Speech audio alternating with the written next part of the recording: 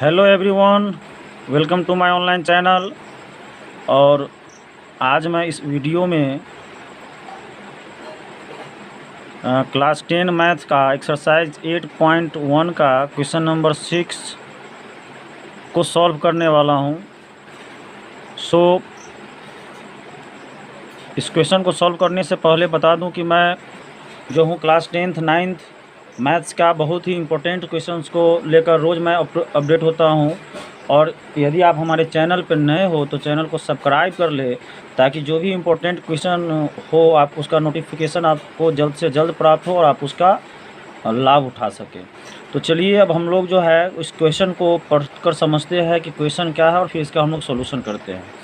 तो ये जो क्वेश्चन नंबर 6 है, इसमें जो आप पढ़ोगे तो यहाँ दिया है कि यदि एंगल ए और एंगल बी न्यून कोण हो, ठीक है, यानी कोण ए और कोण बी न्यून कोण हो, जहाँ कंडीशन है कि cos A equal to cos B, तो दिखाइए कि जो एंगल A है वो इक्वल होता है एंगल B का। ये आपको प्रूव करना है कि angle A equal to angle B होगा। तो ये जो है ट्रिगोनोमेट्री से रिलेटेड क्वेश्चन है, तो सबसे पहला जो काम होगा कि हम लोग जो है सबसे पहले क्या करते हैं, हम लोग एक ट्रायंगल को ड्रॉ कर लेते हैं, ठीक है ना। एक आप ट्रायंगल को सबसे पहला एक है कि आप ट्रायंगल को ड्रॉ कर लो। एक जो है ट्रायंगल कौन सा, वो समकोण त्रिभुज वाला ट्रायंगल आपको ड्रॉ कर लेना है, ओके। और इस क्वेश्चन के आधार पे करना है कि ए और बी न्यून कोण है। तो ए और बी जो है जब न्यून कोण है तो ए तो आपका 90 डिग्री हो जाता है, और ये जब 90 डिग्री हो गया तो ए जब आपका देखिए 90 डिग्री हो गया तो बाकी जो एंगल होगा यही न्यून कोण होगा। और इसमें जो है आपको कह रहा है कि ए और बी न्यून कोण है। इट मीन्स क्या हुआ कि आप जो है इसमें एक जो है ए जो है इसको बना लो और ये बी जो है इसको बना लो, और ए बी न्यून कोण हो गया आपका, ठीक है। और सी इसको बना लो जो ये 90 डिग्री का है। समझ में आ रही है ना बात। तो अब जो है जब ये सी जब आपका ये 90 डिग्री है तो इसके सामने वाला जो साइड होता है वो तो एच हो जाता है, पता है आपको। 90 डिग्री का सामने का साइड एच हो जाता है, और ए आपका जो है पी हो गया और ए आपका बी हो गया। तो हम लोग जो है यहाँ लिखते हैं कि समकोण त्रिभुज ABC में, समकोण त्रिभुज ABC में, तो ABC में जो है आपका क्या है, जो यहाँ कंडीशन है क्वेश्चन का कि cos equal to cos B, तो इस दोनों का वैल्यू को हम लोग फाइंड आउट करते हैं, ठीक है। तो cos A और cos A जो होता है, cos A का आपका जो फार्मूला होता है वो क्या होता है, ए B/H हो जाता है। और B जो है आपका देखिए कितना है, ये AC है, सो आप B की जगह पे AC लिख लो, और H AB है, सो इसको AB लिख लो, हो गया।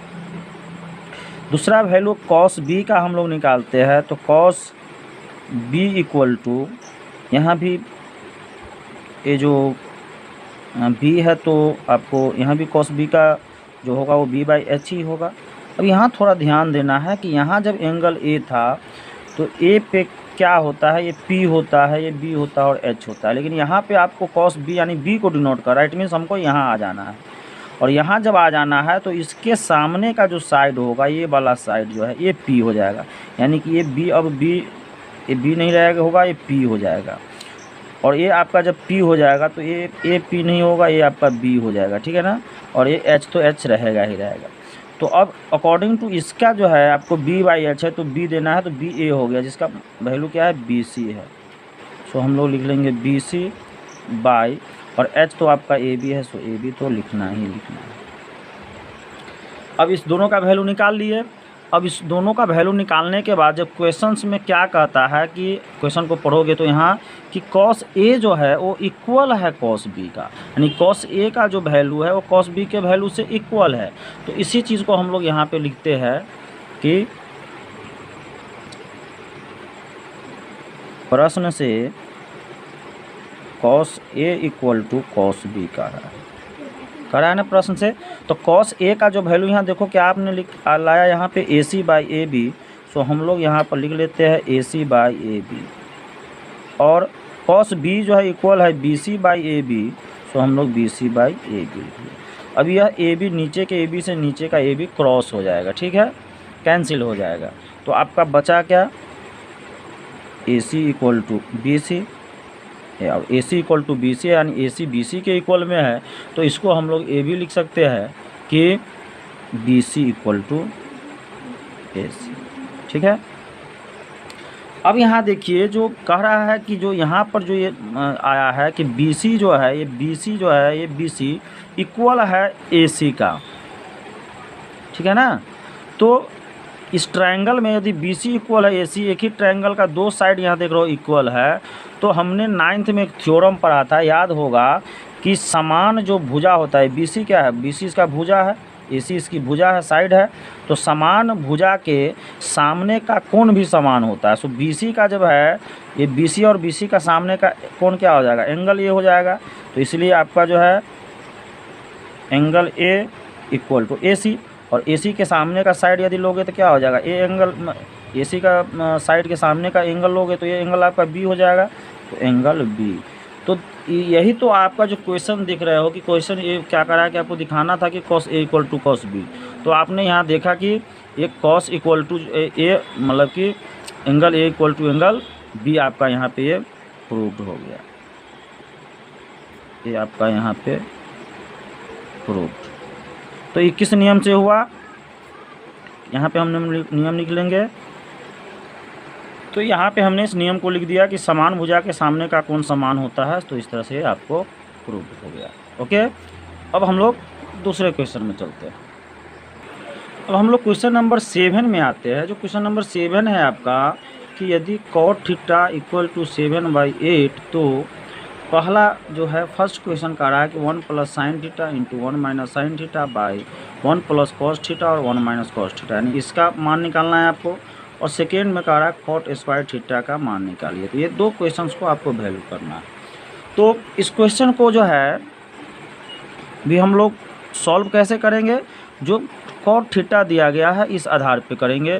तो आपको मैं कई बार बता चुका हूँ कि आपको जो है जब इस तरह के क्वेश्चंस को सॉल्व करना है तो सबसे पहला काम क्या करेंगे कि हम लोग एक ट्रायंगल को बना लेंगे। तो एक आप ट्रायंगल को ड्रॉ कर लो आप लोग, ठीक है। एक ट्रायंगल कैसा बनाना है, एक आपको समकोण त्रिभुज बना लेना है, हो गया, जिसका ये वाला एंगल 90 डिग्री का है, ठीक है। और यहाँ देखो कि क्वेश्चन में आपका थीटा की चर्चा हो रही है, थीटा है, सो हम इस एंगल को थीटा बना लेते हैं, हो गया ना। और इसका जो नाम भी हम लोग कुछ दे देते हैं, ए बी और सी, इसका नाम दे दिया हम लोग। आ रही है ना समझ में सारी चीज़। तो अब जो है आपका जो यहाँ दिया गया है cot थीटा इक्वल टू 7/8, तो यहाँ क्या है कि दिया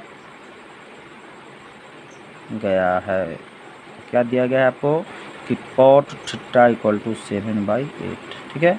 अब इस cot थीटा को जो है आप जो है इसके फार्मूला जो होता है b/p से कंपेरिजन कर लो, b/p से, तो यानी ये आपका b हो गया और ये आपका p हो गया। और यहाँ जो है आपका ये जो 90 डिग्री एंगल किए हो, तो ये तो इसके सामने वाला ये आपका h हो गया, ठीक है, ये आपका जो है p हो गया और ये आपका b हो गया। तो यहाँ b जो है, यहाँ b का कंपेरिजन किससे हो रहा है, 7 से, तो b जो है आपका हो जाएगा ये आपका 7k हो जाएगा। इस b को हम लोग 7k बना लेते हैं, ठीक है ना। और ये p आपका 8 है, सो आपको यहाँ पे 8k लिख लेना है, हो गया। तो आप इसमें क्या देखते हो कि आपको ए बी पता है, बी सी पता है, लेकिन ए सी पता नहीं है, यानी एच आपको मालूम नहीं है एच कितना है। तो सबसे पहला काम क्या करेंगे कि हम लोग एच निकाल लेंगे।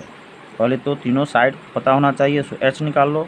तो एच इक्वल टू, आप फार्मूला तो जानते ही हो कि एच इक्वल टू होता है पी स्क्वायर और प्लस में बी स्क्वायर।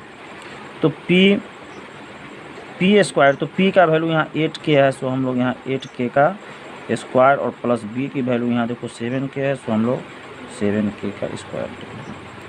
अब आपको 8k स्क्वायर, 8 यानी 64k स्क्वायर और 7 का स्क्वायर आपका हो गया 49k स्क्वायर। अब इस दोनों को ऐड कर दो, तो 64 और 49 को जब ऐड करोगे, जोड़ोगे आप, तो ये आपका हो जाएगा 113 और के स्क्वायर, ठीक है।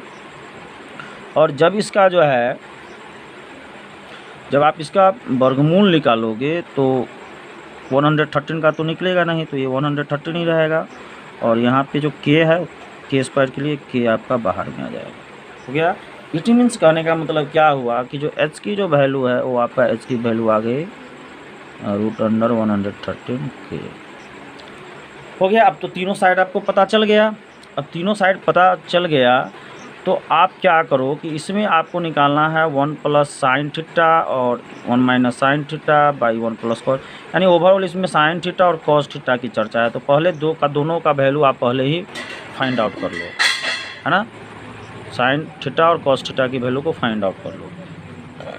तो sin थीटा इक्वल टू क्या हो जाता है आपका, ये P/H हो जाता है। और P आपका कितना है, 8K है, और H आपने क्या निकाला, √113, और K से K कैंसिल हो जाएगा, सो आपका कितना आ जाएगा, 8/√113 आ गया sin थीटा आपको इतना।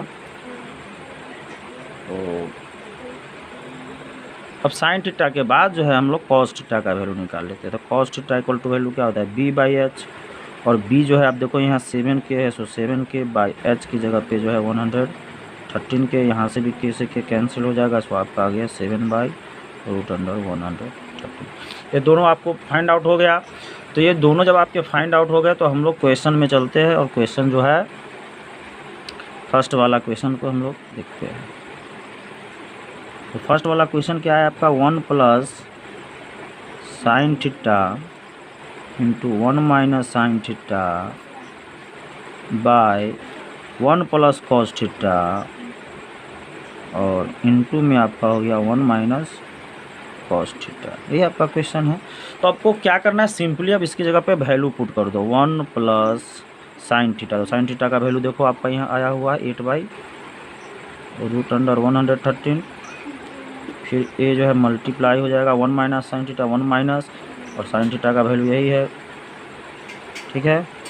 फिर बाय यहाँ पे आ जाओ आप 1 + cos थीटा, तो 1 + cos थीटा का वैल्यू आपको 7/√113, और फिर आपका 1 - 7/√113 हो गया। अब यहाँ देखो कि यहाँ जब आप देखोगे बाबू, तो आपको क्या है, देखो ये 1 1 और प्लस और माइनस हो गया, और 8/113 सेम है। यानी यहाँ जो फार्मूले जो अप्लाई होंगे वो आप एक फार्मूला पढ़े होंगे, A + B और इंटू A - B जब होता है तो वह इक्वल हो जाता है A² - B² के इक्वल में हो जाता है। सो यहीं पे हम लोग ऐसी चीज़ का, यहाँ पे A जो है आपका A हो गया और B आपका A हो गया। सो हम लोग क्या करेंगे, A का स्क्वायर यानी 1 का स्क्वायर और माइनस 8/√113 का स्क्वायर, फिर आप लोग नीचे आ जाइए 1 स्क्वायर माइनस 7/√113 का स्क्वायर हो जाएगा आपका। तो 1 का स्क्वायर जो क्या होता है 1 होता है, माइनस 8 का जब इसे स्क्वायर करोगे तो 64 बाई, और ये √113 का स्क्वायर करोगे तो इसका रूल क्या होता है कि स्क्वायर हट जाएगा तो रूट हट जाएगा, तो आपको सिंपली 113। फिर आप नीचे आ जाइए इसके, फिर इसके नीचे आ जाओ आप लोग। तो नीचे जब आ जाओगे तो ये क्या हो जाएगा, फिर यहाँ 1 का स्क्वायर है तो 1 माइनस 7 का स्क्वायर जो है 49, और फिर नीचे आपको इतना है तो हम लोग 113 दे देंगे। अब यहाँ नीचे कुछ नहीं है सो 1 दे देते हैं, यहाँ भी नीचे कुछ नहीं है सो 1 दे देते हैं। अब यहाँ क्या है कि आपको 2 पार्ट दिखता होगा, एक पार्ट जो है ये ऊपर वाला पार्ट है, ठीक है, और एक पार्ट आपका ये नीचे वाला पार्ट है, देख रहे हो ना। तो इस दोनों का हम लोग क्या करते हैं कि फ्रैक्शन वाला ऐड कर लेते हैं। 113 है तो 113 हम लोग LCM ले लेते हैं, तो ये क्या हो जाएगा, ऊपर हो जाएगा 113 माइनस 64, फिर आपको नीचे 113 हम लोग LCM ले लेते हैं, तो ये क्या हो जाएगा आपको 113 माइनस 49, तो ये 113 से 113 आपका कैंसिल हो जाएगा, ठीक है ना। तो ये जब कैंसिल आपका हो जाएगा तो आपका जो यहाँ बचा जो है 113 में से 64 यदि घटाओगे तो आपका हो जाएगा 49 बाई, और 113 में से 49 घटाओगे तो आपका आ जाएगा 64। सो आपका ये आंसर ए हो गया,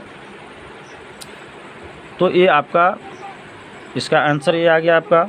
फिर इसका जब सेकेंड क्वेश्चन में चलोगे तो ये क्वेश्चन 1 का आपका सॉल्यूशन है।